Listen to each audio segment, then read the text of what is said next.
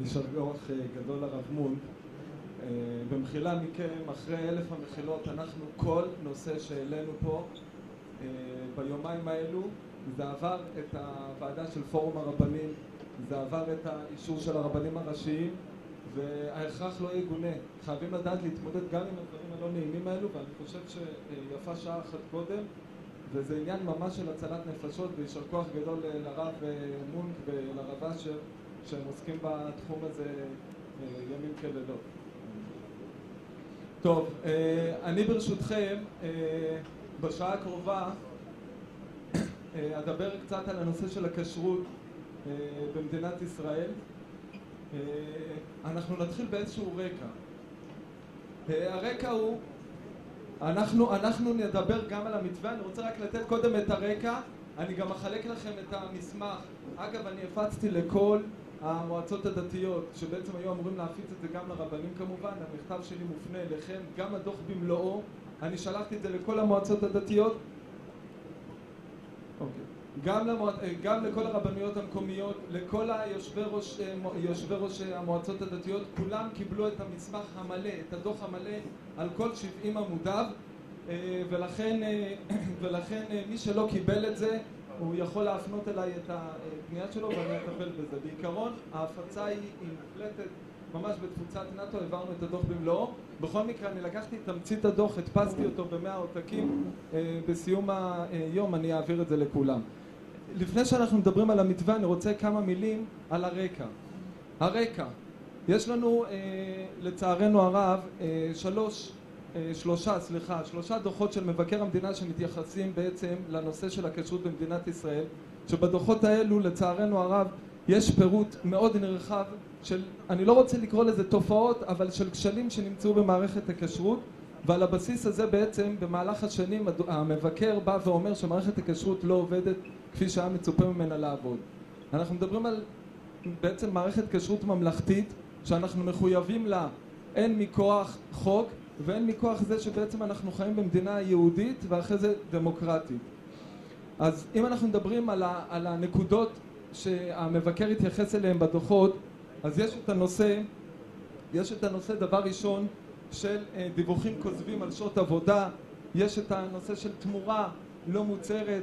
כידוע היום מערכת הכשרות עובדת בצורה כזו שהמשגיח מקבל את משכורתו מבעל העסק, וככל שהמצב הזה קיים, יש פה בעיה של ניגוד עניינים, שבעל העסק בעצם זה שמשלם את המשכורת של מי שאמור לפקח עליו, כאשר המשגיח יודע שהוא לבד בצריח, מבחינה תעסוקתית אף אחד לא נותן לו את הגיבוי, אף אחד לא נותן לו את התמיכה, כאשר בעל העסק אומר שהוא לא מוכן שהוא ינהל אצלו את הכשרות, ואז לכאורה הוא יכול לטפול עליו עלילות כאלו ואחרות ולהוציא אותו, אז המשגיח מנסה בכל דרך לרצות את בעל העסק כדי שמשכורתו לא תיפגע, שזה בעצם הבעיה השורשית של בעיית משגיח מושגח. שאגב הנושא הזה לבד, שאם אנחנו מדברים על בעיית משגיח מושגח, זה נושא שעלה בבג"ץ. רק שנייה, אני רק רוצה שיהיה בינינו הבנה. אני לא ארד בלי נדר מהבמה, בלי שאני אצליח לענות על השאלות שלכם, אבל רק תנו לי במשך 20 דקות, 25 דקות להרצות את הדברים, אחרי זה אני אשמע את השאלות מכם. אני לא מתכוון להתחמק, אני מתכוון להשתדל לענות על כל שאלה, ואם זה לא יספיק עד שעה 2:15, אז אנחנו נעשה את זה גם בסיום היום. בג"ץ הגינות שלטונית, שבעצם החל עתירה שהוגשה על ידי הרב אייזנברג, שבאה ואמרה שמערכת הכשרות עובדת בצורה לא נכונה, כיוון שיש את הבעיה, את הזיקה הזאת בין משגיח למושגח. הבג"ץ הזה בעצם 14 שנה המתין לאיזשהו פתרון. זה הרבה מאוד שנים גם במושגים של עתירות בבג"ץ בבית משפט עליון. למעשה לפני חודש בג"ץ קבע בקביעה ברורה שאם לצורך העניין מתווה הכשרות שהונח בפני הבג"ץ לא ייושם, אז אחריתו מישורנו. כשאני אומר אחריתו מישורנו, צריך להבין את גודל השעה. אנחנו נמצאים באווירה תקשורתית מאוד מאוד קשה בכל מה שקשור לענייני דת באופן כללי, ובמיוחד לענייני כשרות לצערנו הרב. האווירה התקשורתית הזאת ברור לנו שהיא מונעת מגורמים שהם לא באמת, הכשרות לא באמת בראש מעייניהם, יש להם דברים אחרים. מי שעומד מאחורי האווירה התקשורתית הזו זה גורמים שהם רפורמים, גורמים שהם קונסרבטיביים, שהם רוצים לקעקע כל דבר שבקדושה, אבל הם באים ומציפים בעיות ועובדות שיש בשטח. והבעיות והעובדות שהם מציפים בתקשורת אלו בעצם אותם כשלים שהמבקר דיבר עליהם במהלך השנים בדוחות שהוא הגיש לממשלה. בכל מקרה בג"ץ בא ואמר דבר מאוד פשוט, בעיית משגיח צריכה להיפטר. המשרד לשירותי דת יחד עם הרבנות הראשית מלפני שנים ניסו ליצור איזשהו פיילוט שייצור את החיץ הזה בין המשגיח למושגח. הדרך שחשבו עליה בזמנו אחרי איזושהי ועדה, אגב ישבו גם כמה ועדות על הנושא הזה, לצערנו הרב הדוחות של הוועדות האלו לא יושמו הלכה למעשה, הם נמצאים במגירות כאלו ואחרות, אבל המתווה שחשבו עליו והצירו עליו בפני בג"ץ שתקום חברה עסקית שתעמוד כחיץ בין המועצה הדתית לבין משגיח הכשרות, ובצורה הזאת בעצם ייצרו את ההפרדה בין המשגיח למושגח. המתווה הזה ישבו עליו שנים רבות, כיוון שכידוע לכם בכל דבר שמשרד כזה או אחר מנסה להוביל יש לנו תמיד את השותפים שלנו, שזה אגף תקציבים, שזה משרד המשפטים, שגם להם יש דעה, עמדה ואג'נדה, והם מובילים את הדברים גם בדרך שהם רואים לנכון.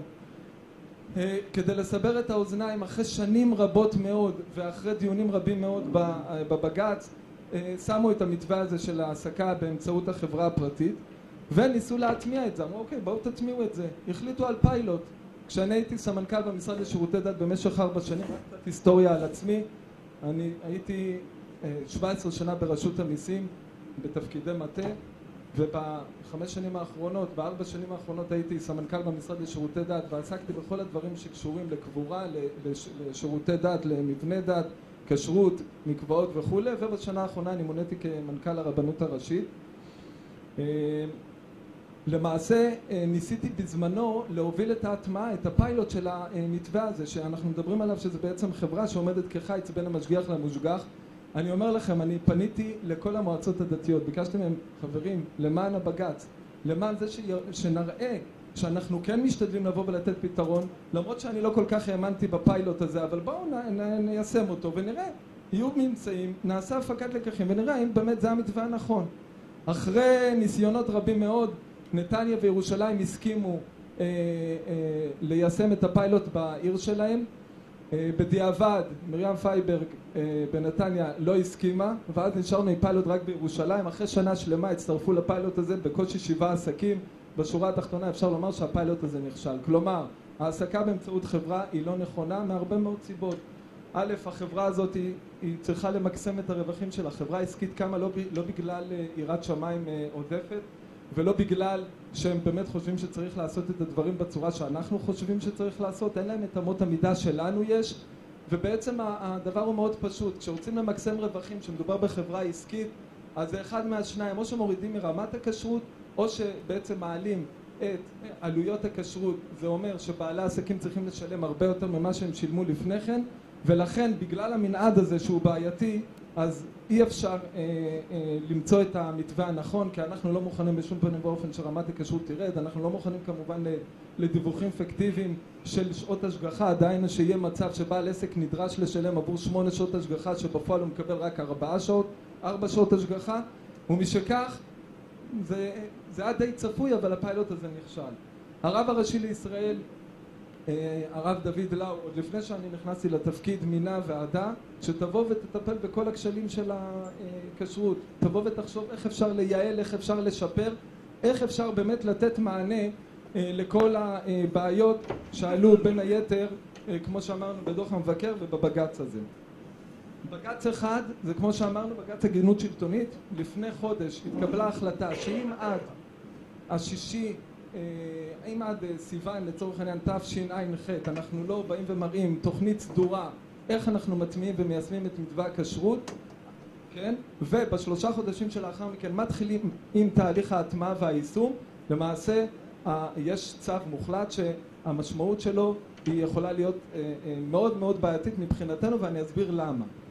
במקביל יש את בג"ץ גיני. מי שמכיר את בג"ץ גיני זה איזה מסעדן שהרבנות הראשית הסירה ממנו את תעודת הכשרות לאחר שהיו הפרות רבות וחוזרות של נהלי הכשרות, גיני הלך וביקש בעצם מבית משפט סעד שלמעשה הוא לא מבין למה אנחנו מסירים לו את תעודת הכשרות. הוא הציג מצג, שוב אני לא יודע עד כמה שהוא נכון, וזה אני אומר כמובן במרכאות כפולות, הוא הציג מצג שכביכול המשגיחים לא נמצאים, הם מגיעים אחת לחודש כדי לקחת את משכורתם, ההשגחה היא באמת לא אפקטיבית וכו' וכו'.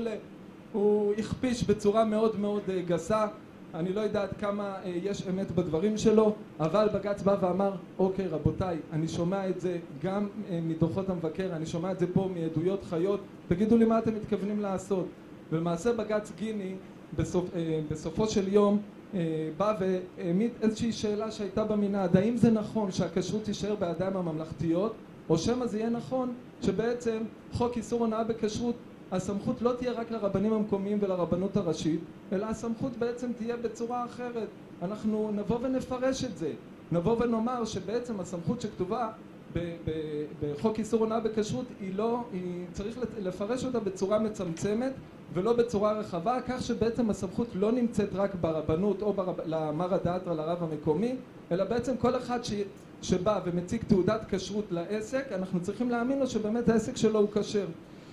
כמו שאתם יודעים, היועץ המשפטי לממשלה הראשון בא ואמר שבאמת צריך ללכת על הפרשנות המצמצמת, דהיינו שהסמכות היא לא רק של הרבנים המקומיים ושל הרבנות הראשית, והרבנות הראשית התנגדה לחוות דעת הזו של היועץ המשפטי. למעשה הרבנות הראשית הלכה כנגד משרד המשפטים, כנגד חוות דעתו של היועץ המשפטי לממשלה, והתקבלה החלטה בערכאה הראשונה. החלטה בערכאה הראשונה אמרה דבר מאוד פשוט, הרבנות הראשית אני מבינה שבאמת הנכון ביותר שהכשרות תהיה בידיים הממלכתיות, כיוון שברגע שזה בידיים הממלכתיות כמובן שהדברים יעשו בצורה הטובה ביותר, כיוון שהמוסד הממשלתי אין לו את האינטרסים העסקיים הצרים, אין לו את העניין של מקסום רווחים, אין לו ניגודי עניינים. זה נכון שזה יהיה בכשרות הממלכתית, זה נכון שזה יהיה בידיים הממשלתיות והסמכות תהיה רק לרבנים המקומיים ולרבנות הראשית, אבל אמר בית המשפט זה לא ייתכן שזה יישאר בצורה הזאת, יש לכם 2 לתקן את המערכת. בית המשפט בא ואמר, עקרונית זה נכון, יש לכם 2 לתקן את המערכת, תתקנו את המערכת, תביאו מערכת טובה, הכשרות תישאר בידיים הממלכתיות. זה לא יקרה בשנתיים הקרובות, מה שבעצם בית משפט יהיה חופשי להחליט שזה לא יהיה בידיים הממלכתיות, כי המוסד הממשלתי לא מסוגל להרים את המערכת הזו. בערכאה השנייה כמובן שהעותרים לא הייתה נוחה להם ההחלטה הזו, הגישו ערעור, הערעור נשמע, עדיין אין החלטה, אבל סביר מאוד להניח שבית המשפט בבג"ץ גיני יקבל פחות או יותר את ההחלטה שהתקבלה בבג"ץ הגינות שלטונית. בשורה התחתונה כל עם ישראל מחכה לראות האם אנחנו מסוגלים לשפר ולייעל את מערכת הכשרות. עזבו כרגע את האווירה התקשורתית שגרמה לכל המצב הזה ולכך שהאווירה הזאת גם מגיעה לאוזניים של השופטים בבית משפט עליון. אנחנו מדברים על מציאות. המציאות היא כרגע שמערכת הכשרות צריכה ניעור, מערכת הכשרות צריכה שיפור והתייעלות. השאלה איך עושים את זה. אז כמו שאמרתי, הרב לאו הקים ועדה שבראשה עמד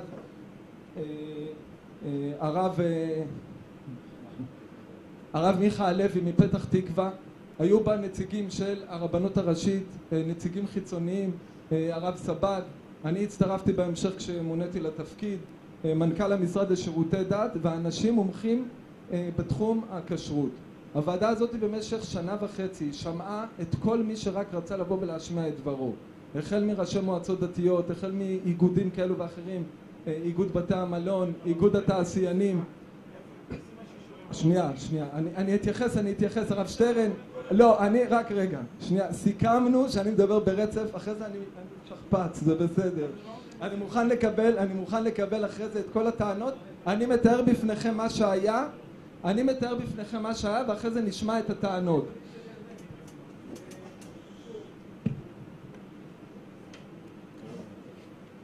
טוב, הרבנות הראשית הוציאה קול קורא בעיתונים, שכל מי שיש לו מה לומר שיבוא ויאמר.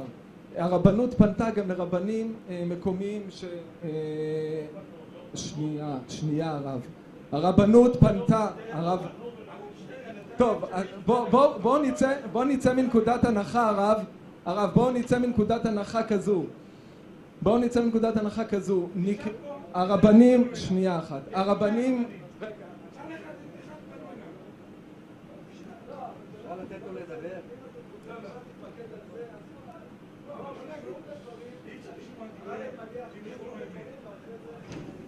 בסדר? לצורך העניין הרבנות קראה גם לרבנים מקומיים, אין לי את הרשימה אצלי, אבל תקשיבו עד הסוף ותשמעו. בכל מצב, כל פרוטוקול ופרוטוקול של ישיבת הוועדה הזו המיוחדת הוגשה בפני הרב הראשי, ובסופו של יום המלצות הוועדה אושרו במועצת הרבנות הראשית שבעצם היא האמונה על הנושא. עכשיו בואו נרד למתווה ונראה איפה הבעיה. בואו, חבל להיכנס פה כרגע לתהליך, הרב אלמליח, תרשה לי להציג את הדברים ונראה איפה בעצם מפריע לכם בכל מה שאני מנסה להוביל ולתאר בפניכם. כי חבל שסתם נתעכב עכשיו על התהליך אם אנחנו חלוקים בדעתנו בעניין, בסדר? נרד למתווה ונראה מה בעצם המתווה אומר. המתווה אומר דבר מאוד מאוד פשוט. בראש המערכת בכל רשות מקומית ומקומית עומד הרב המקומי, שלמעשה הוא המוסמך על פי חוק איסור הונאה בכשרות לתת את הכשרות במקום. מתחתיו יהיה מנהל מחלקת כשרות שהוועדה תצטרך לבוא ולאפיין מה זה מנהל מחלקת כשרות. לצערנו היום במועצות הדתיות יש הרבה מנהלי מחלקות כשרות שזה בעצם התפקיד שהם עושים על הדרך. לצורך העניין הם גם מנהלי מקוואות, הם גם מנהלים את לשכת רישום הנישואים, ועל הדרך הם גם כן מטפלים בכשרות. זה במקרים הטובים. יש מקרים גרועים יותר שאין בכלל מנהל מחלקת כשרות. ולמה צריך מנהל מחלקת כשרות? יש את הרב המקומי, אמר הדעת שהוא אמור לתת בעצם את הטון ההלכתי ואת המדיניות בתחום המנהלי, אבל הבעיה היא שיש מקומות מאוד גדולים שהרב לא יכול לשלוט על כל המערכת, על כל האופרציה הגדולה הזאת בכוחות עצמו, ולכן צריך באמת מנהל מחלקת כשרות. מנהל מחלקת כשרות אמור להוציא לפועל את המדיניות של הרב, שעוד מעט נדבר מאיפה היא אמורה להיגזר, ולצערנו היום זה לא המצב שקיים. כאשר אין מנהל מחלקת כשרות אנחנו מבינים שהמערכת עובדת בצורה מכוח האנרציה. תסכימו איתי שכל מקום, כל מערכת שלא עומד בראשה מישהו, ולא משנה כרגע אם הוא טוב או פחות טוב, אבל אם לא עומד מישהו בראשה בצורה כזאת שהוא אחראי באמת על כל האופרציה האדמיניסטרטיבית, זה עלול ליצור בעיות, וזו ההתמודדות שלנו. מתחת מנהל הכשרות, מנהל מחלקת כשרות, כמו שאמרנו שאנחנו נצטרך לאפיין אותו בצורה טובה, יעמוד רכז כשרות. רכז כשרות לצורך העניין שימו סלש מפקח כשרות. עשינו איזשהו מיפוי בכל המועצות הדתיות ברבנויות המקומיות. לצערנו שוב אנחנו מדברים על מועצות דתיות, אבל יש 39 רשויות מקומיות שאין בהן מועצה דתית. שם הבעיה הרבה יותר גדולה, ואני הסתובבתי בכמה כאלו. שם הרשות המקומית לא תמיד מפרגנת את המשאבים הנכונים כדי שבאמת מערכת הכשרות תעבוד נכון. בסדר, אז אני שומע, אבל הרב אנחנו נמשיך. הרב, אני ביקשתי שאת השאלות אחר כך, מחילה, תנו לי להגיד את הדברים ברצף, ואחרי זה אני מבטיח, אני עומד פה ועונה על כל השאלות. אבל אני הרגע ביקשתי שאחר כך, מחילה, באמת מחילה, זה יוצר איזשהו קושי ברצף של הדברים. תרשו לי להציג את הדברים ברצף, ואחרי זה ניגע בנקודות שכואבות. אנחנו מדברים על המצב הרצוי. אני מסכים איתכם שיש פער בין המצב הרצוי למצוי. אני מסכים איתכם שפה אנחנו נצטרך לבוא ולתקצב את המועצות הדתיות בצורה נכונה, ולכן המשרד לשירותי דת הוא מבחינתי שותף מלא לכל המהלך הזה. אני אפתח סוגריים. בעקבות אימוץ דוח הוועדה הוקמה ועדת היגוי שבראשה עומד הרב גליקסברג, שיחיה לאורך ימים ושנים טובות, וגם עבדכם הנאמן, שאני בעצם צריך להוביל את הדברים בפן האדמיניסטרטיבי. הוועדה הזאת היא בעצם אמונה על יישום והטמעה של מתווה הכשרות. אנחנו עדיין בשלבים של הערכות, עדיין לא ירדנו לשטח, עוד לא קיימנו ישיבות, אבל אנחנו בשלבים של הערכות, כי כשאני מיפיתי את כל הנושאים שאנחנו צריכים לטפל בהם, היה לי ברור מאוד שוועדת ההיגוי לבד לא תוכל לפעול, למרות שעומדת בראשה דמות מאוד מאוד חשובה ומוערכת, אבל לא נצליח להקיף את הכל, כי עוד מעט תראו כמה משימות רבות שיש לנו כדי לקדם את הדברים. אז ההמלצה שלי לרב הראשי היא להקים ועדות משנה שיתעסקו בהרבה מאוד תחומים, ונדבר על זה בהמשך מבחינת ההטמעה, איך אנחנו מתכוונים לעשות את זה. נחזור לנושא של רכז הכשרות. רכז הכשרות למעשה הוא זה שאמור לפקח על המנגנון מתחת למנהל מחלקת הכשרות. כשאנחנו מדברים היום על מפקחים, בכל הארץ יש 150 מפקחים. אם תחלקו את זה בצורה בין המועצות הדתיות, זה יוצא בממוצע לכאורה מפקח על מועצה דתית, אבל זה לא כך.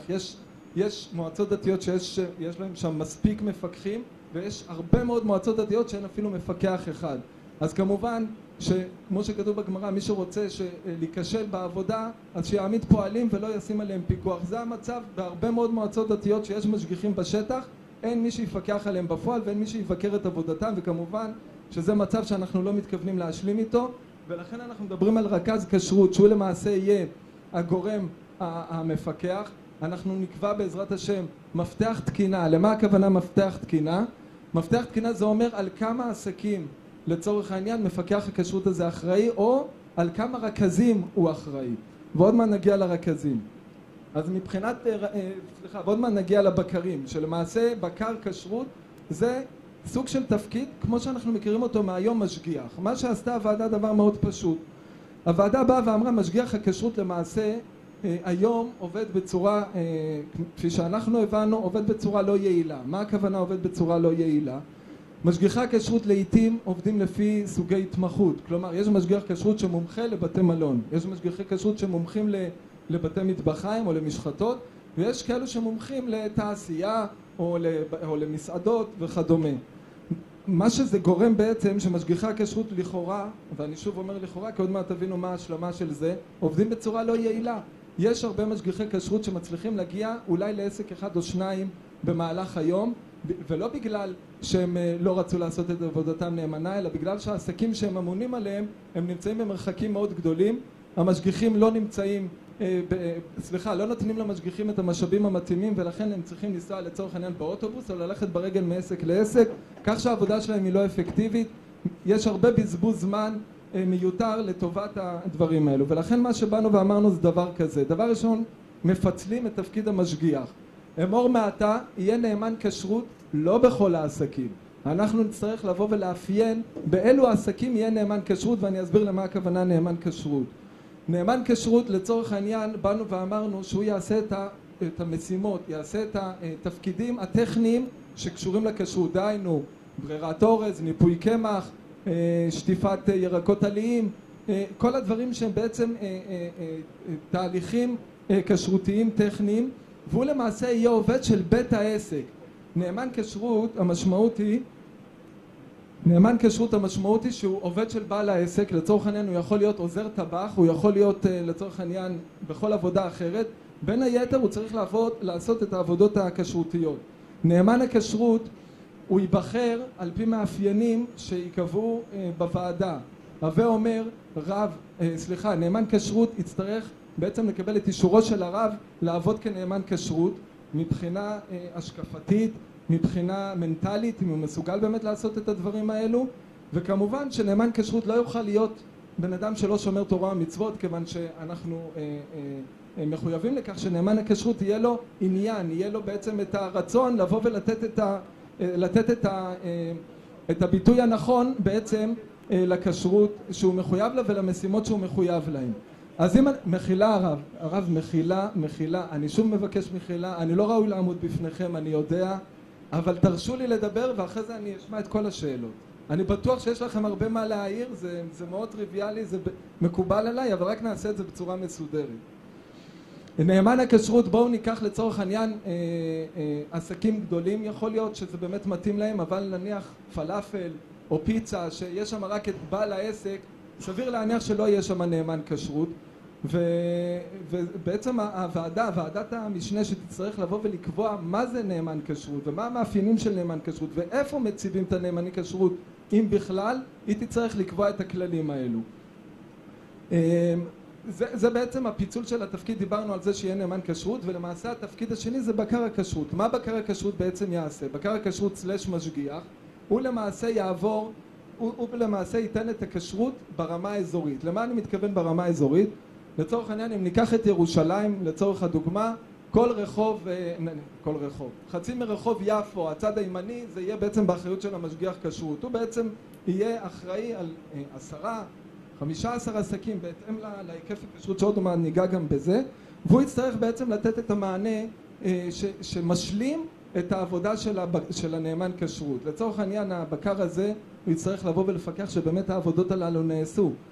האם הוא יעשה את זה בצורה של השגחה שהוא נמצא שם 2-3 במסעדה, או שזה יהיה משגיח נכנס יוצא? כמובן שברגע שיש לנו פה את הנאמן כשרות שהוא נותן את ההשלמה של תפקיד המשגיח, אז אנחנו נוכל בעצם להפחית קצת משעות ההשגחה הנדרשות, ואני אסביר. אם בעל העסק יודע שיש פה משגיח כשרות שהוא אמון על כל הרחוב הזה, והוא כל רגע נתון יכול להיכנס לבית העסק שלו, ואותו דבר גם נאמן הכשרות יודע את זה, סביר מאוד להניח שיהיה פה תמירתת שאנחנו מנסים להשיג. למעשה משגיח הכשרות הוא יהיה אחראי על קליטת הפרודוקטים, על חומרי הגלם, הוא יהיה אחראי על היבטים הלכתיים שנעשים באמת בבית העסק, במסעדה, בתעשייה וכדומה, אבל הדברים הטכניים, כמו שאמרנו, המשימות הטכניות, זה יעשה נאמן הכשרות. עכשיו, בואו נראה איך אנחנו משלימים את התמונה.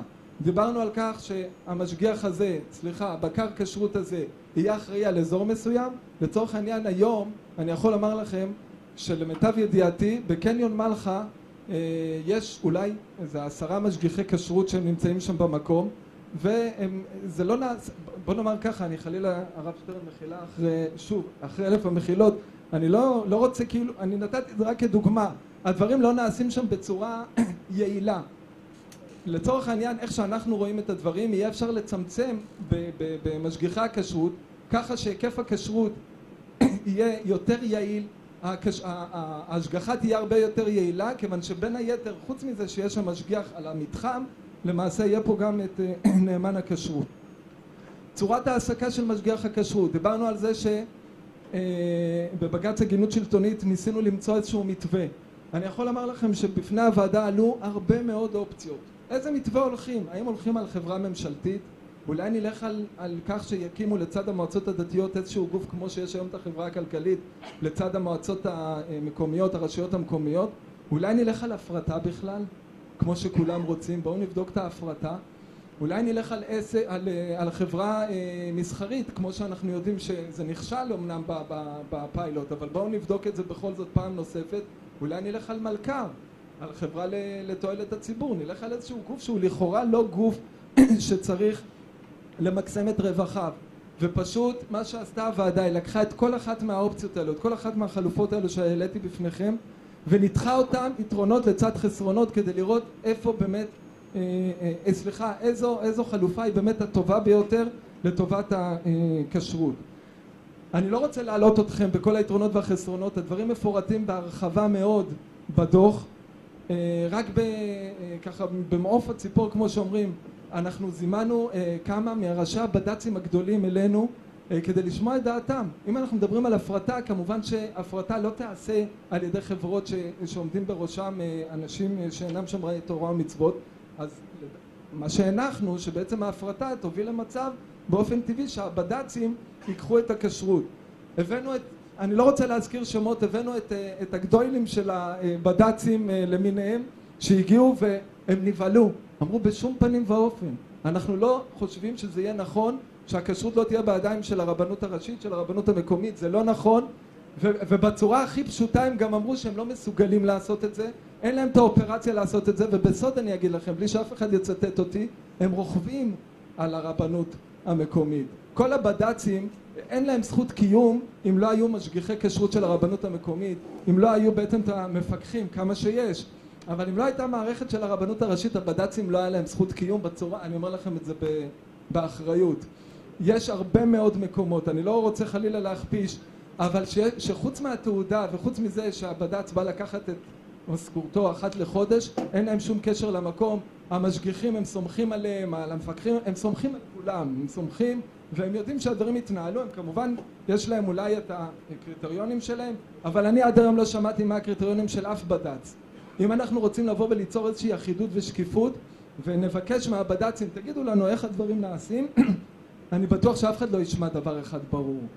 ושוב חלילה אני לא בא להכפיש את הבד"צים, יש בד"צים טובים, יש טובים יותר, יש פחות טובים, אבל אני אומר לכם שהבד"צים אמרו לא יכול להיות כזה דבר, כלומר שאפילו הבד"צים חשבו שזה לא יהיה נכון. אגב, במאמר מוסגר אני אומר, תארו לעצמכם שבד"ץ כזה או אחר נותן השגחה בכשרות רגילה. אין מה לעשות, אנחנו צריכים גם לתת מענה לכשרות רגילה. אני לא רואה בדת שייתן השגחה בכשרות רגילה. אז כך שהאופציה הזו גם נפלה, ויש עוד הרבה סיבות למה היא נפלה, אבל אני אומר למה שהיה 20 שנה אחורה. כידוע לכם, לפני 20 שנה משגיחי הכשרות הועסקו על ידי המועצות הדתיות. אבל לצערנו הרב, אנשים שהם לא אחראים, תפסו את התפקיד הזה כג'וב, והיו הרבה מאוד משגיחים שהם לא עשו את עבודתם נאמנה. המערכת התפוצצה, סליחה על הביטוי, ממשגיחים, ואז בא האוצר ואמרו סליחה, עד פה אנחנו משנים את צורת העסקה, כל המשגיחים יועסקו ישירות על ידי העסק ותיכנסו לתהליך של פיטורים. באותה עת הייתה בעיה נוספת שלא כולם אולי יודעים אותה, אבל אני אתייחס אליה. כידוע לכם, בשנת 2001 המגזר הממשלתי עבר מפנסיה תקציבית לפנסיה צוברת. מה המשמעות? עד 2001 מי שנקלט במגזר הציבורי, אז הפנסיה שלו אחרי גיל פרישה היה משולם מהקופה הציבורית, ככה שהעובד לא הפריש שקל לטובת הפנסיה שלו. הכל היה נופל על התקציב של המועצה הדתית. הגיעו מים עד נפש, כל המועצות הדתיות היו גירעוניות בחישוב אקטוארי, יצא מצב שכל מועצה דתית בכל רגע נתון החובות שלה הם מיליונים לטובת תשלומי הפנסיה, ולכן אמרו שאי אפשר להמשיך עם זה. להגיד לכם בינינו, אני מסכים איתם, אבל היום אנחנו נמצאים במקום אחר. היום אנחנו נמצאים במקום שאין פנסיה תקציבית. היום כל עובד על פי חוק מחויב המעסיק להפריש עבורו לפנסיה צוברת, שזה קופות הגמל למיניהם, קופות הביטוח, כמו שאתם יודעים, קופות פנסיה למיניהם, שכנגד זה גם העובד מפריש את חלקו, וככה לגיל פרישה מצטבר לו הסכום שהוא יכול בעצם לצאת בצורה מכובדת ולקבל את הקצבה שלו. אז היום למעשה, בוא נאמר, הטריגר העיקרי שהיה קיים לפני 20 שנה לא קיים. היום גם לצורך העניין נצא מנקודת הנחה שהמצב שהיה לפני 20 שנה לא יחזור, אבל גם אם הוא תיאורטית היה חוזר שתהיה העסקה לא יעילה, אז לכאורה המועצה הדתית לא מסכנת את עצמה מהבחינה הזאת, כיוון שלא יהיה להם את המעמסה של התקציב בעקבות הפנסיה. אז לכן באנו ואמרנו דבר מאוד פשוט. אנחנו חושבים שמשגיחי הכשרות הכי נכון שהם יועסקו ישירות על ידי המועצה הדתית. שלמעשה המועצה הדתית שבראשה עומד הרב אמר הדאתרא וראש המועצה הדתית, שהם אמונים בעצם על הפן המקצועי, על הפן ההלכתי, הם אלו גם שיהיו המעסיקים של המשגיחים. כי היום יוצא מצב אבסורדי. היום הרב, יש הרבה מצבים שהרב חושב, שנייה, מחילה, רק אני אשלים. היום יכול להיות מצב מאוד אבסורדי, ויושב פה אחד מהרבנים שיודע על מה אני מדבר, ואני בטוח שזה גם אצל רבים מכם, שהרב לא נותן אמון במשגיח. הוא סבור שהמשגיח הזה לא עושה את עבודתו נאמנה, ואז יוצא מצב בעייתי שבא לעסק אומר סליחה, מבחינתי המשגיח הזה מצוין, אני מעסיק שלו, אני ממשיך להעסיק את המשגיח הזה, על אפך ועל חמתך תצטרך לתת לי תעודה. עכשיו זה במנעד. יש מצבים שראש המועצה הדתית תומך בבעל העסק במה שהוא אומר, ואז הרב נמצא בדעת מיעוט. יש מצבים שראש המועצה הדתית מספיק אחראי להגיד, תשמע, אם הרב אומר שהוא לא סומך, אז בוא תפטר אותו, אבל גם אז זה לא פשוט. ולכן הנכון הוא ביותר שהמשגיח יועסק על ידי המועצה הדתית, ככה שהוא יהיה כפוף למרא דאתרא ולראש המועצה הדתית, גם בפן ההלכתי וגם בפן המקצועי. יינתנו לו הכלים המתאימים. אבל אנחנו בבעיה. מה נעשה עם העניין שהמשגיחים האלו עובדים לכאורה בצורה לא יעילה? מה נעשה עם כל ההערות של דוח המבקר שמתייחסות לכך שיש דיווח של שעות פיקטיביות, שמדברים לפעמים על מצב שמשגיח מדווח על 30 או 37 שעות השגחה בחודש, ולא ניכנס כרגע להסברים, אבל מבחינת המערכת ככה זה מופיע. יש את מערכת שירת הים שעבדכם הנאמן היה שותף בכיר באפיון שלה. מאמר מוסגר, אני גם אפיינתי את מערכת הנישואין, חלקכם כבר עובדים עליהם, המערכת הזו הוטמעה כבר ב50 מועצות דתיות. מערכת רישום נישואין גם כן אופיינה על ידי במשרד לשירותי דת בתפקידי הקודם. וגם הכשרות, יש מערכת שבעצם עושה סדר בכל העניין. כל משגיח כשרות יהיה לו גיליון נוכחות, כאשר הוא ישובץ לעסק מסוים זה יהיה ברמה הארצית. כלומר לא יהיה מצב שמשגיח כשרות עובד גם בירושלים, גם בקריית ענבים וגם בביתר עילית בעת ובעונה אחת, ולכאורה יכול או עשוי או עלול להגיע למצב של שעות פיקטיביות. העניין הוא שזה ייגזר מהעסק. אם הרב, לצורך העניין, אנחנו עוד מעט נדבר על זה גם, כדי שיספיק הזמן, הרב קבע שצריך בעסק הזה 3 שעות השגחה. אז לצורך העניין, ברגע שה3 שעות השגחה האלו משובצים על אחריות המשגיח, זה למעשה נכנס בדוח נוכחות שלו. דהיינו, שאם המשגיח עובד 12 שעות ביממה או 8 שעות ביממה, זה נגזרת של השעות שיהיו לעסק. אם לצורך העניין המשגיח הזה הוא עובד על תקן של נכנס יוצא, תהיה לכך הגדרה של זמן. מה זה נכנס יוצא? חצי שעה ביום? אז החצי שעה הזאת תיכנס בעצם למכלול של השעות שלו, ושוב אנחנו מדברים על זה שזה יהיה יעיל. כלומר, שזה יהיה אזורי, זה יהיה מתחמי, ככה שלא תהיה עם זה בעיה. אז, וגם תהיה חובת דיווח נוכחות, כלומר, המשגיחים יצוידו במערכות טכנולוגיות מתאימות כדי שהם יוכלו לדווח על נוכחות כשהם יגיעו למקום העסק. תהיה תעודת כשרות שהיא תאפשר את זה, ככה שגם לא יהיה מצב של משגיחים, שוב, אני לא אומר שזה חלילה תופעה, אבל היו מצבים שהמשגיח כשרות צילם לעצמו 15 תעודות, שם במכונית, וכל רבע שעה הוא ברקד את התעודה כשהיא הייתה במכונית שלו והוא לא היה בעסק. המערכת הזאת היא מערכת GPS שתראה שהמשגיח נמצא אכן במקום העסק והיה נוכח בעסק. הוא יוכל לדווח על מה הוא ראה, לתת איזושהי תרשומת קצרה, מה הוא ראה, מה הממצאים שלו היו בביקורת.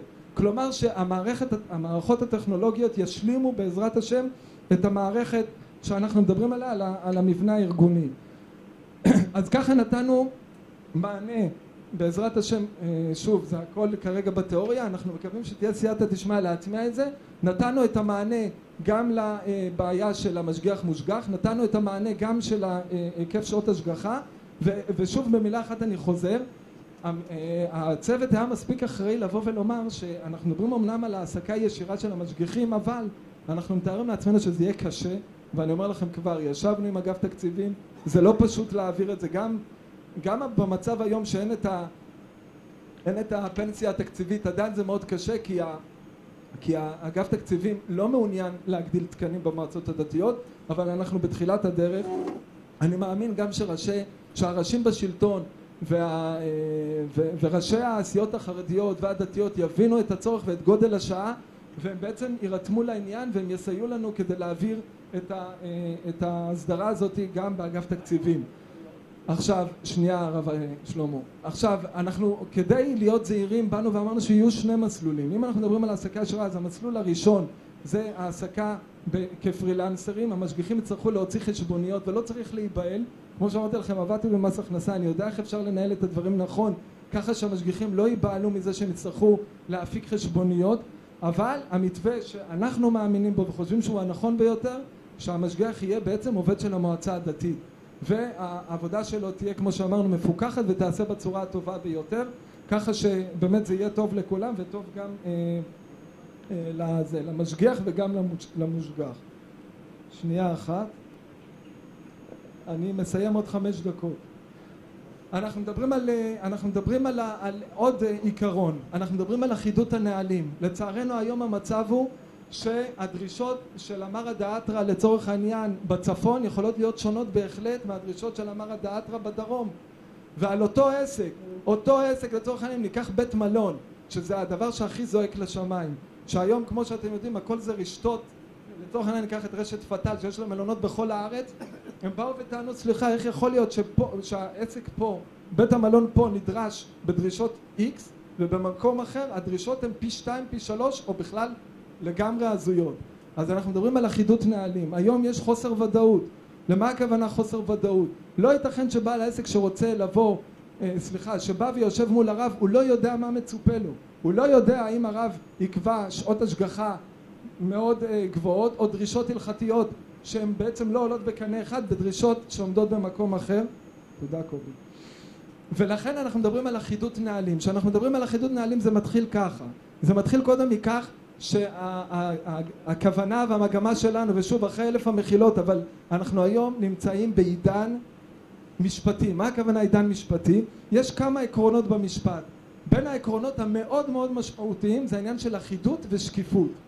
לא ייתכן היום מצב שאין שקיפות בדברים ואין אחידות. כשמדברים על מערכת כשרות, מערכת הכשרות היא צריכה להיות אחידה בנהלים שלה מצפון עד הדרום. אז כשמדברים על אחידות, מה זה מחייב? זה מחייב דבר מאוד פשוט, שהרבנות הראשית תקבע מהם הנהלים, ופה אני צריך את הרבנים. פה אני צריך לשמוע את דעתכם ועמדתכם בעניינים הללו, כי אנחנו הולכים לעבור על כל נהלי הכשרות שיש היום ברבנות הראשית, ואנחנו ננסה ליצור אחידות. אחידות של שתי רמות כשרות, רמת כשרות בכשרות רגילה, רמת כשרות בכשרות מהודרת, יהיו קריטריונים, תהיה אחידות, והאמרא דאתרא יהיה כפוף בעצם לנהלים האחידים האלו. איפה דברות של אמרא דאתרא? תהיה עוד רמת כשרות אחת נוספת, שהאמרא דאתרא יוכל לקבוע רמת כשרות של מהדרין מן המהדרין, שם הוא יוכל לבוא ולומר את דברו, שזה יהיה בעצם ספציפי למקום, וזה ייתן מענה מסוים לבד"צים השונים.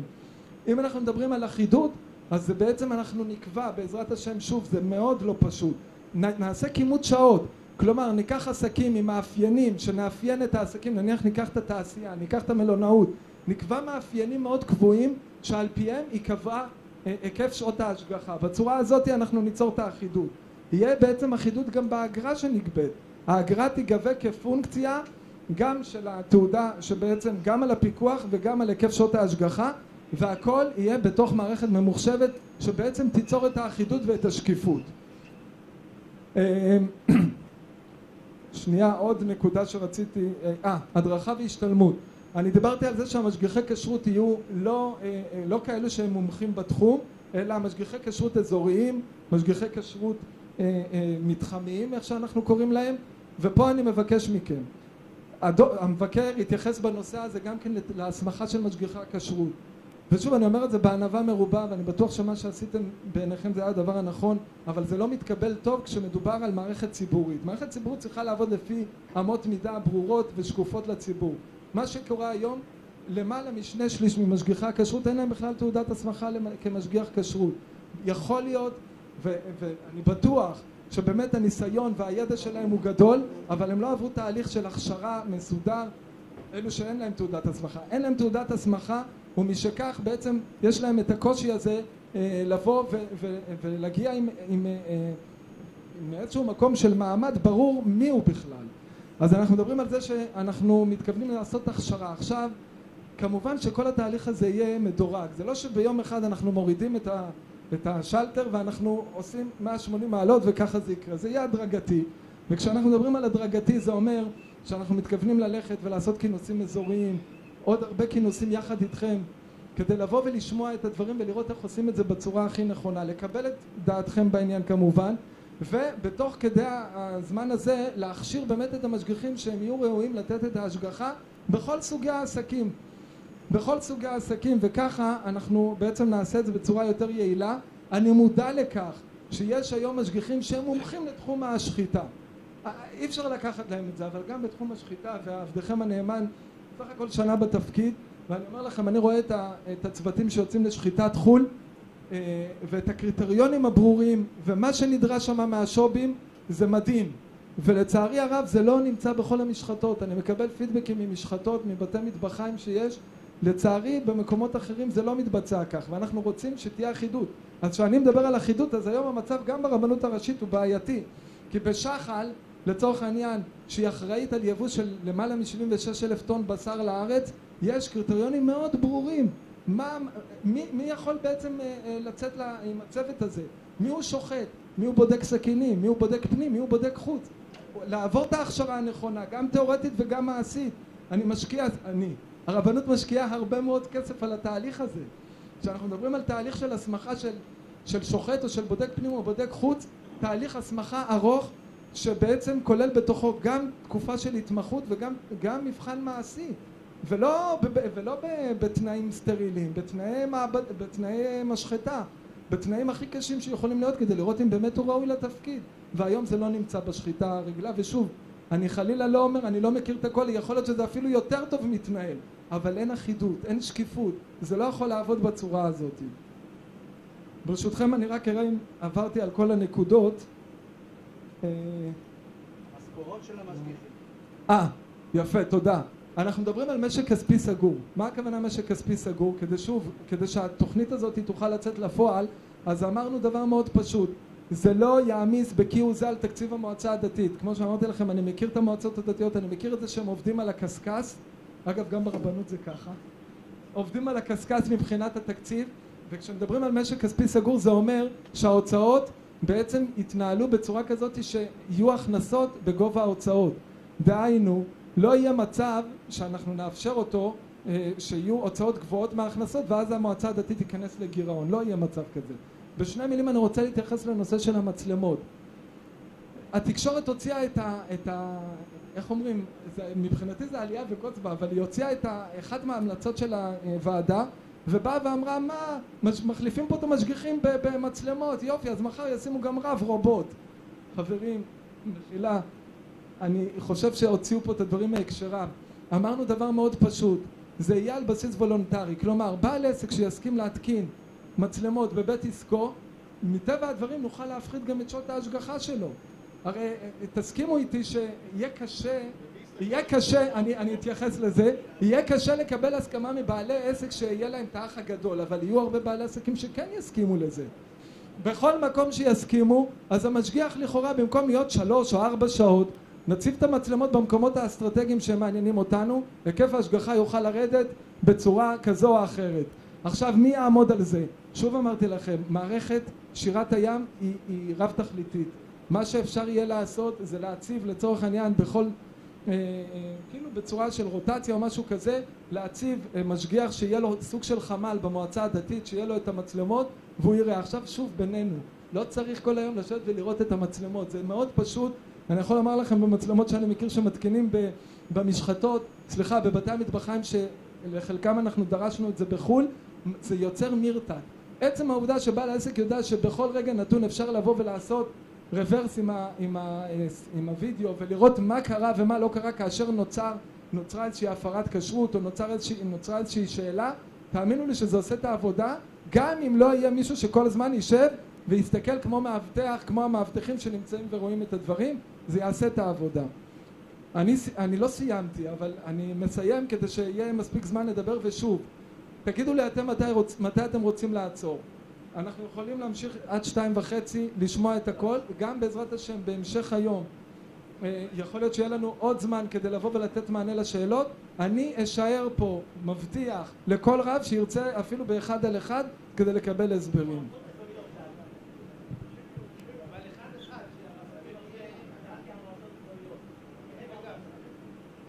רגע, הרב.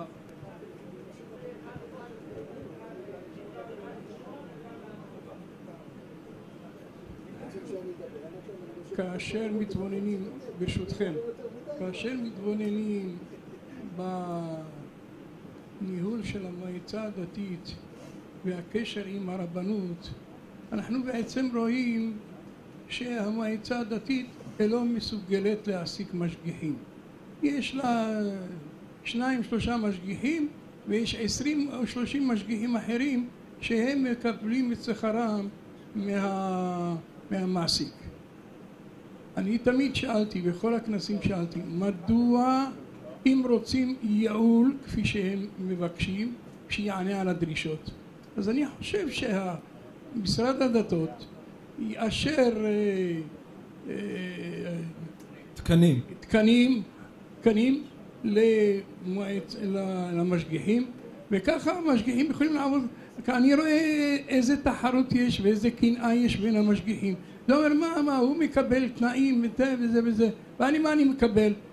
ולמרות שאני עושה איתם חוזה אישי, וכתוב בחוזה שהוא ישלם, המעסיק ישלם את כל התנאים, נסיעות וחופש והכל, ותתארו לעצמכם ש60-70% ממה שכתוב בהסכם לא מתקיים, ורק לאחרי שכנועים רבים של ראש המועצה הדתית שיעסיק עורך דין שיפעל. מסכנים לנו אין מי שיפעל. אז הרב וקנין, יישר כוח גדול על השאלה. אני חושב שמה שהרציתי פה, אני חושב שנתנו מענה לבעיה שהרב מציג, ויישר כוח על הדברים. יש מענה לזה. אנחנו מדברים על צורת העסקה שתהיה באמצעות המועצה הדתית, העסקה ישירה, כך שלא יהיה מצב שחלק מהמשגיחים מועסקים על ידי בעל העסק וחלקם על ידי המועצה הדתית, וזה בעצם נותן מענה לדברים שאמרתם. אז אנחנו מדברים על המתווה הכשרות. הרב מציג מצב קיים, אנחנו מתכוונים בעזרת השם לשנות אותו. אני רק מציע שקודם הרבנים ישאלו ואז המנכ"ל תענה, זה יהיה קל יותר. לא, רגע, זה חייב ללכת ככה, אחרת זה לא ילך. מחילה. אז קובי, תלך ככה, שלא יהיה. רגע, הרב גליקסברג, מחילה. אני לא נתתי מספיק כבוד לרב גליקסברג. הרב, אם אתם רוצים לדבר עכשיו או בסוף היום, מה שתחליטו, הרב צריך לעלות לפה ולומר את דברו. אולי כדאי שקודם ניתן לשאלות. אני רק רוצה לומר משהו טכני, כי קודם כל באמת תודה למנכ"ל משרד הרבנות הראשית. באיזה מסירות, באיזה כישרון, באמת. כל כך הרבה פרטים, כל כך הרבה בעיות, אני רק מלשמוע את זה כבר קשה לי לעקוב. כל שכן, לזכור את הכל בעל פה ולזכור ולזכור הכל בידע מה, באמת, כל הכבוד. תודה רבה. יישר כוח. תודה. דבר שני, יישר כוח על הכינוס הזה בעצמו. שנים רבות עסקנו בזה, גם עם הרב הרוסי שליטה, מאוד רבנים חשובים, לקיים ימי עיון לרבנים, ועבדנו על זה קשה מאוד, כולם עבדו לשם שמיים ולסדר את התקציב, אפילו הנחה לא היה לנו מאיפה לתת, בקושי שילמנו לבתי המלון. אם כן, ברוך השם, עד שקמת אתה וארגנת ימי עיון לרבני ערים, קצרים אמנם, אבל טובים, וברוך השם, שהנה רבני הערים הם כמו כל אדם, כמו דיינים, כמו התיישבות, כמו כל מיני, אני לא רוצה למנות, אז זה גם מגיע לך יישר כוח. תודה רבה. יהיה רצון שתצליח. עכשיו רבותיי, אני חייב לומר כמה מילים על חוקי הכשרות, על הוועדות, לא לגופו של עניין, לא. לגופו של עניין, הרבנים שומעים פה, ישאלו, יענו. אני רוצה לומר לכם, מה אני פה בתוך המשבצת הזאת. הייתה ישיבת מועצת הרבנות הראשית שלא הייתי נוכח בה, לצערי, סיבות משפחתיות, ושם אושרו הוועדות של הוועדה הזאת של ליד הרב הראשי הרב לאו, אושרה במועצה. יחד עם זאת אושרה שם החלטה של ועדת היגוי שבראשה יעמוד עבדכם הקטן. אני לא ידעתי בדיוק עוד מה זה בדיוק, כי לא הייתי בישיבה, לקבל את העול הזה או לא לקבל, זה בלי משכורת, אני חושב שגם בלי כבוד, אבל זה תלוי בהרבה עבודה. שקלתי, אני לא אוהב לענות מיד. אחר כך על זה קיבלתי מכתב אחד ממועצת הרבנות הראשית בחתימת הרב פרנק. אחר כך קיבלתי עוד מכתב שהתגלגלו הדברים על ידי הבג"ץ או ליד הבג"ץ, שגם העומד בפניכם על הבמה, הרב משה דגן, גם הוא יהיה יושב ראש. שמחתי מאוד, להפך, זה הקל עליי לא לצרף כל כך, כי צריכים לזה כוח עצום, מארגן, מבצע וסוקר, מסור לזה בלב ונפש. אני אומר, אני כבר מחזיר אותך יומם ולילה לעסוק בעול הזה. אז כמו שאומרים, נשאר כך. אז נשארנו בשלב זה שני יושבי ראש. אני הסגן של כבודו. מימיי, רבותיי, אתם יודעים שאני הוותיק במועצת הרבנות הראשית.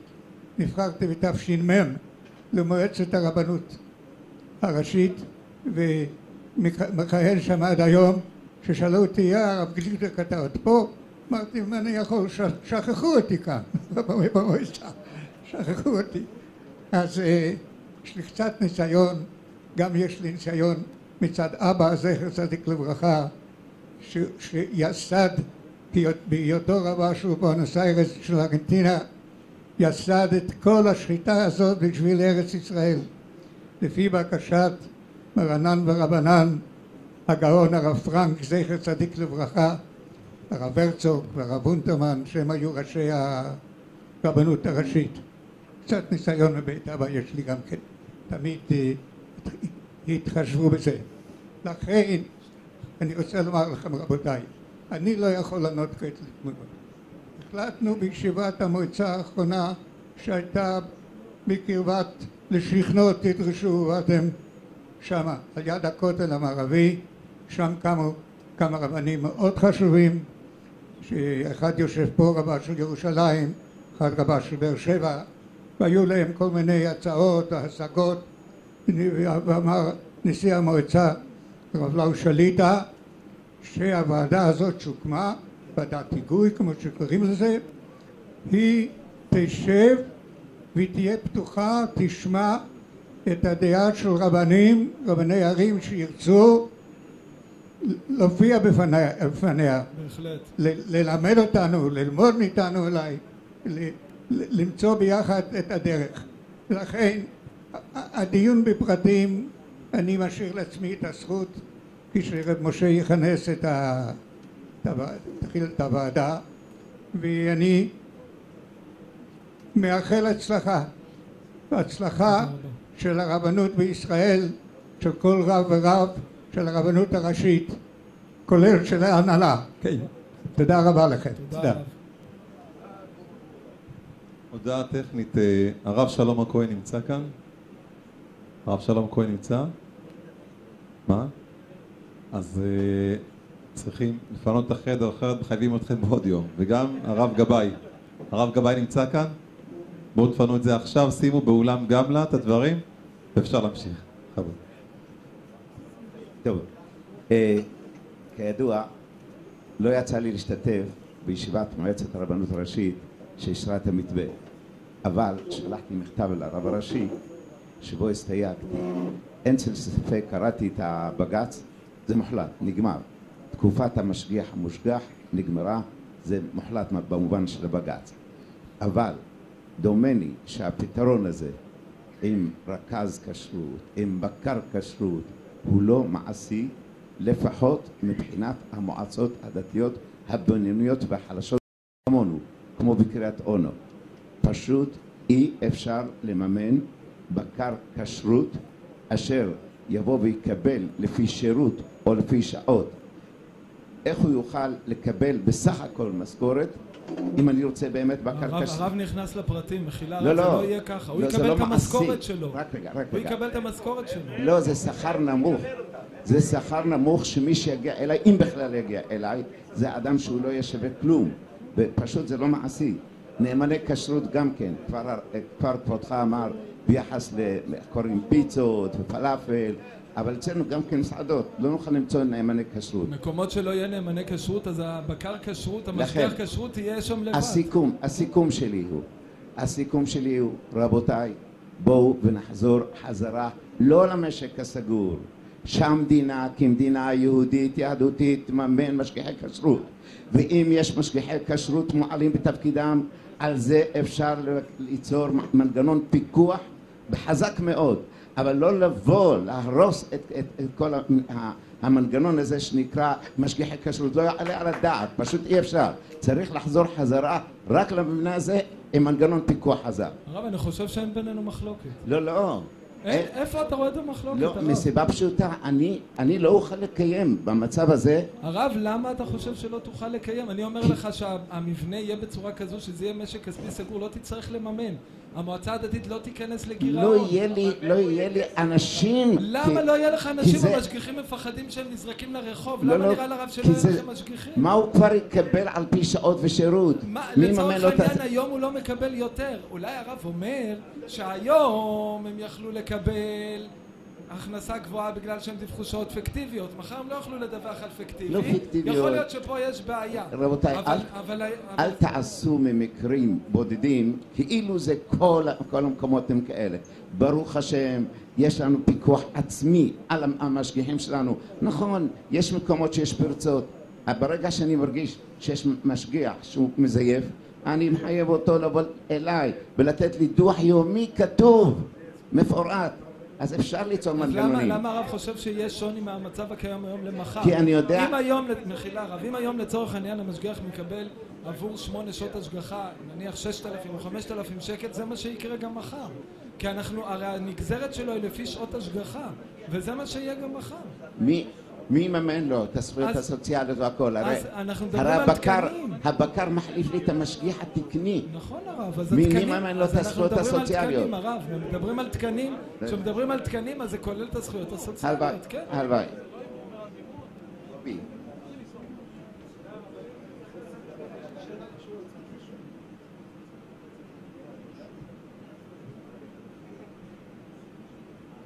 אני רק רוצה לומר שהנושא עדיין לא נראה לי לגמרי ברור. ביקשנו כמה חברי מועצת הרבנות הראשית להעביר את ההסתייגויות, וחלקם נאמרים פה, חלקם לא נאמרים. אני חושב שהדבר הזה צריך לבוא לידי בירור הנוסף, והרעיונות עדיין לא גובשו עד הסוף. בהחלט, אנחנו נזמן את הרבנים כדי לשמוע את הדברים בוועדה. אני יוסף, קודם כל יש צוות היגוי שבראשות הרב גליקסברג, ושהמנכ"ל הוא מכהן כיושב ראש משותף ביחד עם כבוד הרב גליקסברג, שהוא יושב ראש ועדת הכשרות. עכשיו כרגע אנחנו רוצים שהרבנים יעלו את השאלות, את השאלות הרלוונטיות. עם דברים לא ברורים. כן, כדי להבין את המתווה. אחרי זה הרבנים בצוות ההיגוי ישבו ועל בסיס השאלות האלה יוכלו להתייחס לדברים. ברשות הרבנים, קודם ברכות לרב לאו שהוא חשוף בצריח, אז אנחנו נמצאים כדי לתת לו גב בעניין הזה. היה יותר משתמש בנו, היה מרגיש שכפץ מסוים, וגם לוועדת ההיגוי. אנחנו, ניסיוני בכשרות ברוך השם יש שנים רבות, גם בשיפולי גלימת הרב גליקסברג, אבל עוד מזמן הרב שפירא והרב אליהו זצ"ל.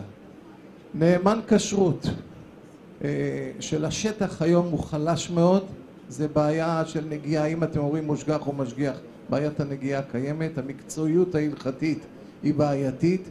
אני לא רוצה לפגוע באף אחד, אבל נאמן כשרות, אני לא רוצה לומר שאיזה רבנים התבטאו שזה דלת העם, אבל אנשים מתוך המטבחים שמהם נאסוף להיות נאמני כשרות, הם לא יסכימו, אותם שהיו משגיחי כשרות בעבר במקום אחר והועברו למקום אחר, להיות נאמני כשרות בשטח אחר.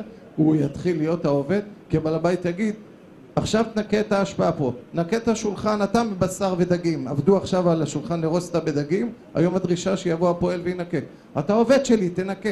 בשלב זה מי יעשה את הדברים האחרים שהוא צריך לעשות, איך זה יעבוד טכנית וגם הלכתית מבחינה מעשית. עכשיו כל אלה שצופים בטלוויזיות ובודקים רטרואקטיבית יגאל מילתא למפרע, יש עם זה בעיה. איפה זה יהיה בלילה? כשהמשגיחים במקומות האירועים, שאז יש הגשה באולמות ובמפעלים שעובדים, מי יפקח בלילה? אנחנו ליבנו עם כל המשגיחים. השמועה אומרת שמתוך 5,000 יורדים ל-1,500 בלבד. מתוך 3,500 איש מהשטח נניח שרובם הגדול, לא נניח, הם מצוינים ברובם הגדול. יש שיפוצים כמו שאומר הרב, באופן אישי הוא פונה, או מקצועיות וכן הלאה. אני חושב שאי אפשר להחליף אחד בשני. באשר לנקודה ששמעתי... אני רק ברשותכם הרב, אני רוצה להתייחס. עוד שאלה אחת, בקר כשרות, לפי התקן של ועדת ההיגוי, הוועדה המומלצת, האם הוא יהיה אחראי על 50 מקומות בערך? בקר כשרות, נניח בשטח מסוים. נניח שאתה אמרת קניון מסוים שיש שם צירוף של מלא עסקים. אז בוא ניקח בממוצע, יש סבירות של 2% ביום העבודה, ב8 שעות עבודה, שהוא יבוא, 2% הוא יגיע למקום, כי אם יש לו 50 מקומות, 2%. נפלנו בכשרות טוטלית. הרב מחילה, אם הרב אומר ככה משמע, יש לי בעיה בלהעביר מסרים. אני חושב שהייתי מאוד ברור, אנחנו לא מבטלים את תפקיד המשגיח. הרב, שנייה, הרב מחילה, אתם שאלתם, אני רוצה להשיב. אני כמובן... דבר ראשון לוקח את זה על אחריותי, כנראה שלא העברתי את הדברים מספיק ברור. משגיח הכשרות, התפקיד לא מתבטל. פשוט אותה גברת בשינוי אדרת, אנחנו פשוט משנים לו את השם. אנחנו רואים, כל לו משגיח, הרב יודע שהכבאים לצורך העניין הייתה עליהם ביקורת מאוד קשה. ואז קראו להם לוחמי האש. מה שאנחנו חשבנו, שאנחנו משנים את השם, זה אותו תפקיד. אלא מאי, אנחנו נותנים איזושהי השלמה בתפקיד נאמן כשרות. נאמן הכשרות יעשה את התפקידים הטכניים. היום המשגיח בורר אורז, מנפה קמח, מחר הוא לא יעשה את זה, מי שיעשה את זה נאמן הכשרות. שנייה הרב עכשיו, בסדר, אני שומע. לא, הרב, מה זה אדם מן השורה? א', אנחנו יצאנו מנקודת הנחה שחלק מנאמני הכשרות, הרב, אנחנו יצאנו מנקודת הנחה שחלק מהנאמני כשרות הם יקלטו מהמשגיחים, מאוכלוסיית המשגיחים, ולצורך העניין, שנייה הרב, ולצורך העניין אם אתם תחליטו שהנאמן הזה הוא לא מתאים כי השקפת העולם שלו היא לא תורנית ואי אפשר לסמוך עליו, אז לא יהיה שם נאמן כשרות. בכל מצב הרב, בכל מצב שאנחנו מדברים על נאמן כשרות, זה סוג של פלאג נאמבר. הרב יודע מה זה פלאג נאמבר? זה השלמה. אם יהיה מצב שאתה לא יכול, לא מצאת נאמן כשרות, לא מצאת, או שיש עסק שלא מתאים שיש שם נאמן כשרות, אז המשגיח כשרות יעשה בדיוק כמו שהוא עשה פעם, את אותה עבודה. בקר הכשרות יעשה את אותה עבודה. וכשאנחנו מדברים על הבקרים, סליחה, על הרכזים, הרכזים יעשו בדיוק את אותה עבודה שהם עושים היום כמפקחים.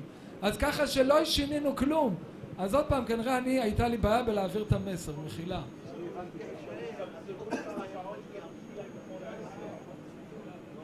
אם יהיה נאמן כשרות, אז כמובן השעות שהיה נדרש למשגיח כדי לברור אורז, והיום נאמן הכשרות עושה את זה, השעות האלו ירדו. אני מצטרף לכל התודות והברכות שאמרו בקיצור, לך ולכל הצוות שעזר לך. אנחנו עובדים כבר עם נאמני כשרות הרבה שנים, ומתקשים מאוד מאוד מאוד למצוא נאמן כשרות שהוא באמת יהיה נאמן. מאוד קשה. למה? כי הוא פועל. אז הוא צריך להיות גם פועל וגם קצת תלמיד חכם, קצת יודע בהלכות, ומי שכבר קצת יודע בהלכות הוא רץ לעשות את הקורס של משגיח והוא רוצה להיות רק משגיח ולא נאמן כשרות. זה קשה. אבל שמעתי עכשיו איזו בשורה שבמקום שלא יימצא נאמן כשרות אז זה נשאר משגיח כמו שהיה תמיד. Okay. זה בשורה טובה. רק יש בעיה אחרת שאני הייתי רוצה להבין.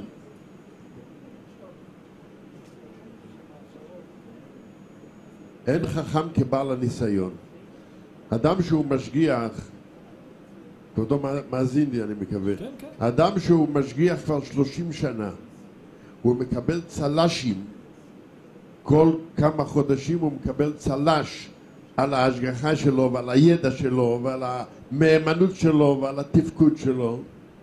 עכשיו פתאום, נגיד אין לך אבל תעודה, מה נעשה עם בן אדם כזה? אם הוא כבר 30 שנה משגיח, הוא כבר לא בחור צעיר, ועכשיו הוא יצטרך ללכת ללמוד, זה לא מקובל. לא יהיה חייב ללמוד, הוא יוכל לגשת לבחינה בלי ללמוד. כמו שהרב יודע, יש בחינות של הסמכה לרבנות הראשית, הוא יוכל לגשת לבחינה, וידיעותיו ייבחנו. אני לא יודע אם יש, אני לא יודע אם הוא בקיע בכל ההלכות, בהלכות שהוא צריך לדעת, הבחינות, אני מכיר קצת, אני מבין שיש בזה בעיה הרב, אבל צריכים למצוא איזשהו סעיף, צריך לייצר איזשהו סעיף, סלח לי רגע, תן לי לגמור, לא הפסקתי אותך איזשהו סעיף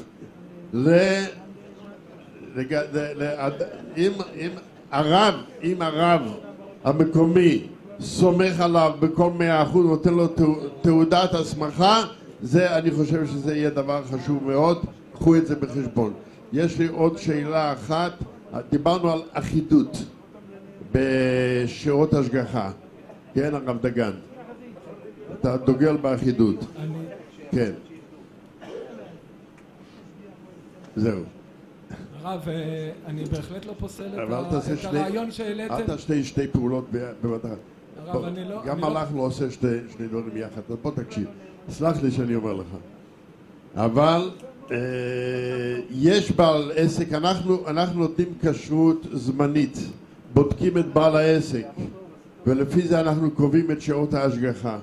יש בעל עסק שהוא רמאי מומחה מלידה, או רמאי בן רמאי, שצריכים אותו השגחה אדירה, השגחה מעולה, וצריכים הרבה שעות השגחה. אותו עסק, אחר, אותו עסק, אותו דבר, אותה פעילות, אבל שמה זה אדם ירא שמיים, אדם שבדקנו אותו וראינו שהוא מפחד להכניס מעצמו, לא בגלל שמה יתפסו אותו, מפחד להכניס ירק לא מבוקר, לא מבוקר מתולעים, הוא מפחד בגלל שהוא מפחד מהקדוש ברוך הוא. ברור שאצל אדם כזה אנחנו לא צריכים משגיח עם הרבה שעות. אז כאן לא תמיד האחידות היא יכולה להתבצע בפועל. זה דבר אחד. דבר שלישי, מה שהייתי רוצה לשאול, שהאם 80 המשגיחים שלנו כולם יוכלו לקבל משכורת מהמועצה הדתית? יוכלו להיות עובדי המועצה הדתית? 80 משגיחים? המועצה הדתית תסכים לקבל אותם כעובדי מועצה דתית, ויהיה תקנים לכך. בלי תקן, המועצה הדתית לא יכולה להביא, ידוע לכבודו, כן? האם המשרד משרד הדתות ייתן לנו 80 תקנים ל-80 משגיחים? זו שאלתי. אני אשתדל להשיב על ראשון ואחרון. אני בהחלט מקבל בהחלט זה מה שאמרתם לגבי משגיח שהרב חושב שהוא בסדר. בהחלט יכול להיות מצב שזה לא יהיה מחויב הסמכה של הרבנות הראשית, יכול להיות שזה באמת הסמכה של הרב. הדברים האלו ייבחנו בוועדת המשנה. הוועדה באה ודנה, היא נתנה מסגרת של המלצות, היא לא נכנסה לפרטים, היא לא נכנסה לרזולוציות, ובהחלט לכן הדברים שאתם אומרים הם חשובים מאוד כשנדבר על הפרטים, ובהחלט ההצעה שלכם יכולה ללקח בחשבון, מסכים לחלוטין.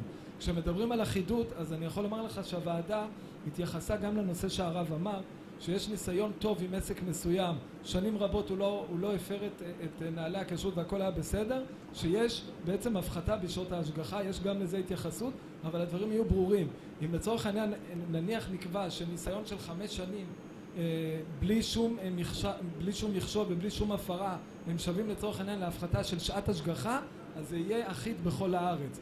שלא יהיה מצב שהרב סומך עליו מאוד וכמעט אין שם השגחה בכלל, ובמקום אחר ראש המועצה הדתית אומר, מה פתאום שלא תהיה השגחה בכלל? אני רוצה שם שעות השגחה רגילות.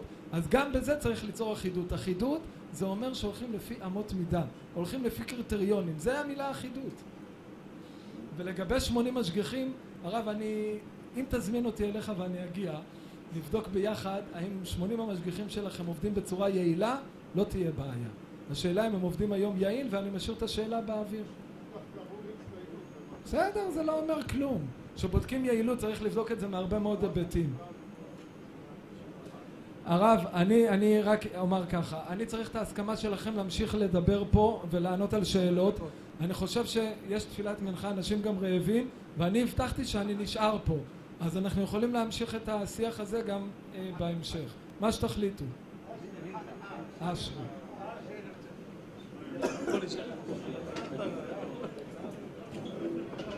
כבוד הרבנים, יש עוד חדרים שצריך לפנות, אני מקריא את השמות.